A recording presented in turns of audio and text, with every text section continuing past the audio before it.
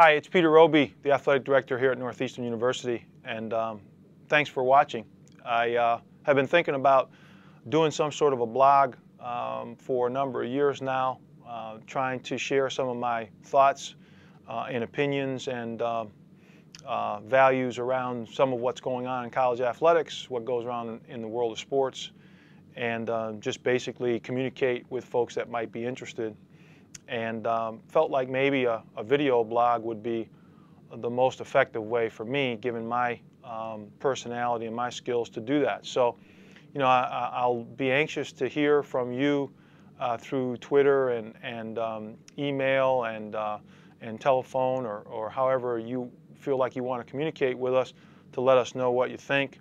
This is the first of what we hope will be at least a weekly attempt to communicate and kind of tell you what we're thinking and share some of our thoughts and ideas with you. So thanks for tuning in, and we look forward to your feedback.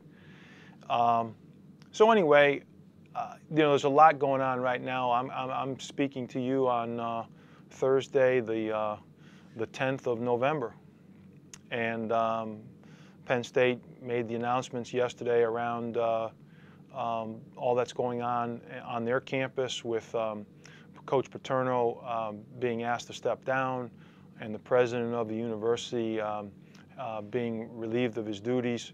And it's a sad day, certainly for everybody on the campus of Penn State, but it's a sad day for anybody who's involved in college athletics. And it should be a sad day for anybody that's really a citizen of the world, because what's transpired, or has alleged to have transpired, is as terrible a set of circumstances as we would ever want to be made aware of. And if the allegations are true, it's obvious that people that might have had an opportunity to step in and let others know, so that something could have been done potentially to stop that from happening, may not have done what they should have done. And so we all should be sad by that. So, you know, you start to ask yourself, well, why do those things happen? And what could be done in the future to keep them from happening? And I do a lot of talking about leadership, and I do a lot of trying to mentor and educate people that aspire to be leaders in sport. And one of the first things I ask them is, why do you want to lead in sport? You know, what's your motivation? What perspective will you bring to the work that you do? And the reason that I ask them that question is because the answer to that question is really going to influence all the other decisions that you'll make in that leadership role from then on. If you're motivated by money and fame and fortune, then you're going to make decisions that are different than if you're motivated by doing things for others, educating young people, and trying to help them develop into the best individuals that they can be. And so your perspective that you bring to whatever work that you do is going to have a lot of influence on the kinds of decisions that you make and how you go about doing the work that you're doing. So it's at least fair to ask the question, if the folks involved at Penn State lost their perspective with respect to the importance of football on the campus at Penn State, and somehow rationalized their lack of action against their concern for the football program at Penn State, the reputation of the institution, and not wanting to bring those things to light, despite the fact that by not bringing them to light, they may have put other young people in harm's way. And you know, that's hard to swallow. That's hard to rationalize. So what lesson we learn? We learn that we have to keep these things in perspective, and so we can't allow our love of a particular sport, our admiration for a particular person, to cloud our judgment about what we think is appropriate, and what kind of behavior is acceptable, and what kind of standard we hold people to with respect to being a citizen of a particular community. So we can't excuse a young athlete's behavior because they happen to be able to shoot the ball better than most people in your neighborhood. It sends the wrong message. It entitles them to think that they're able to do things, whether it's appropriate or not, and think they're going to get away with it because we hold them in such high regard, or we've made excuses for them in the past. So, that's just a little bit of a take on what's going on at Penn State, and I think we're all hopeful that the healing process will begin for the victims, and now that things have come out in the open, and this person won't be able to harm them again, and the healing for the folks at Penn State generally, because there's a lot of hurting people up there, and I hope that they'll be able to recover from it and continue to be the great institution that I think a lot of people think that they are. The other thing that I wanted to talk about was, with the recent decisions that have been made within the NCAA around reform for academic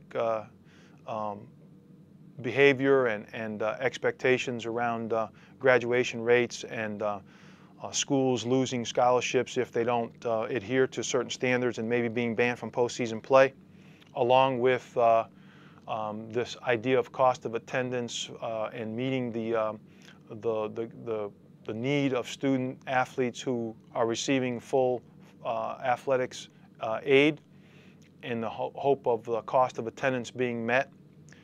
I've heard a lot of people referring to the NCAA as an entity that's time has passed, that may not be with it in terms of the 21st century thinking, and that maybe the model should be blown up.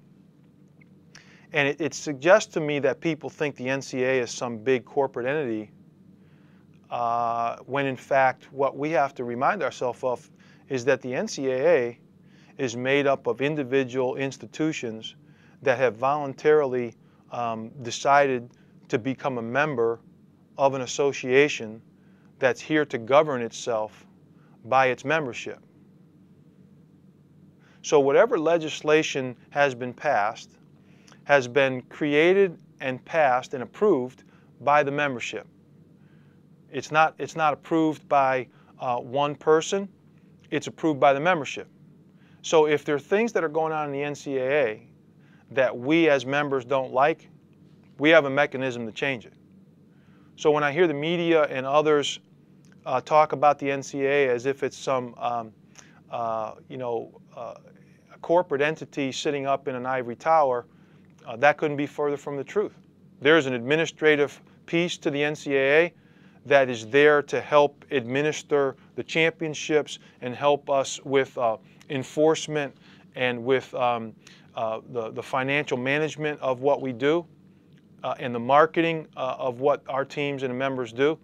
But the NCAA is a member-driven institution, and we are one of those members. And so we have to stop referring to the NCAA in some way that suggests that they're not a membership institution when they are. And having said that, there was some legislation that was approved actually by the board of directors recently with respect to a $2,000 stipend that will be permitted to be given to any student athlete that is a recipient of a full athletic scholarship, in the hopes that it would meet a need that the student athletes have for the ancillary costs of attendance. And I think it's an opportunity for us to ask ourselves, why are we doing what we're doing? And I think the reason that this legislation got passed was because it was a PR play. I think we as an organization are feeling the heat from the media and from student athletes that there's a lot of money exchanging hands, that coaches are making millions of dollars on the backs, if you will, of athletes, and that people are getting rich while the athletes don't get anything. And I think this was a reaction by our membership to assuage public sentiment and somehow win in the court of public opinion, if you will. And it's misguided at best, because first of all, how do you justify someone who's already receiving a full athletic scholarship and giving them more aid and not allowing someone who's getting a 50% scholarship to get any more help, when you could make the argument that you have teammates on the same team, one getting a full athletic scholarship and another getting a 50% scholarship, that the person with the 50% scholarship may have more need than the person with a 100% scholarship. But the way that the legislation was passed was that this stipend was only going to be available for those that are getting 100% scholarship. So I think it was done for the wrong reasons, and I think it was passed too quickly. And I think it speaks to the fact that we do need to let the membership speak, let the membership think about the unintended consequences of any of the legislation that we do, and then have a vote. And that was not done in this case. It was done through the Division I Board of Directors, and I think you're going to see all the fallout from that going forward. So, you know, this is my first attempt at the video blog. I hope to get better at it as we go forward, but I'm interested in hearing your comments and feedback, and I hope that once you see this on our website, that you'll provide us with some of that feedback. And also, if you have items of interest that you'd like to hear us comment on, if you've got questions, please submit those, and we'd be happy to try to organize those and deal with them in a timely fashion.